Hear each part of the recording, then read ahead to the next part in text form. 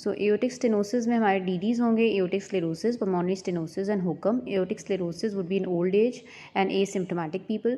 Causes जो होंगे या फिर माइल्ड एओर्टिक स्टेनोसिस के अगर पेशेंट है तो उसमें हम कह सकते हैं कि aortic sclerosis is a DD.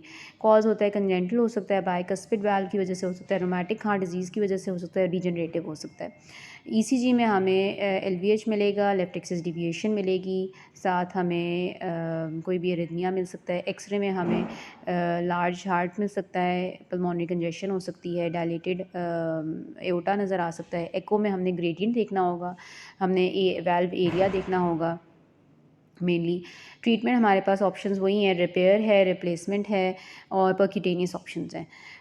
फिर हमारे पास साइंस ऑफ सिवियरिटी क्या होते हैं, low volume slow rising pulse होती है, नैरो पल्स प्रेशर होगा, प्रोलॉन्ग मर्मर होगा, ए टू सॉफ्ट होगी और पल्मोनरी हाइपरटेंशन और पल्मोनरी कंजेशन जो होती है वो साइंस सब कहीं भी आ जाती है तो वो सवेयर मर्मर को इंडिकेट करती है।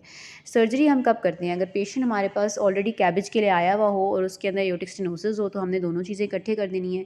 अगर पेशेंट का जो एओर्टिक वाल्व का एरिया है वो 0.6 से कम हो, क्रिटिकल स्टेनोसिस हो या ग्रेडियंट 40 से ज़्यादा हो, या मरीज़ का जो है उसका एंड जो सिस्टोलिक डिसफंक्शन है वो हो, sorry left ventricular systolic dysfunction हो, या एक्सरसाइज का जो रिस्पॉन्स टू एक्सरसाइज है वो एबनॉर्मल हो, यानी बीपी ड्रॉप हो रहा है आफ्टर एक्सरसाइज, तो वो उसकी वजह से हम कंसिडर कर सकते हैं कि patient is a candidate for surgery.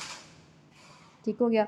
इसके अलावा हमारे पास जो सर्जिकल ऑप्शंस में aortic percutaneous aortic balloon dilatation है वो ब्रिज थेरेपी के तौर पे हम यूज़ करते हैं, वो परमानेंट सर्जरी नहीं होती। और वाल्व रिप्लेसमेंट जब भी हम करेंगे तो उसमें हमने अगर एओर्टा डैमेज्ड है या डायलेटेड है तो उसको भी हमने रिपेयर करना होता है। तो valve replacement plus aortic repair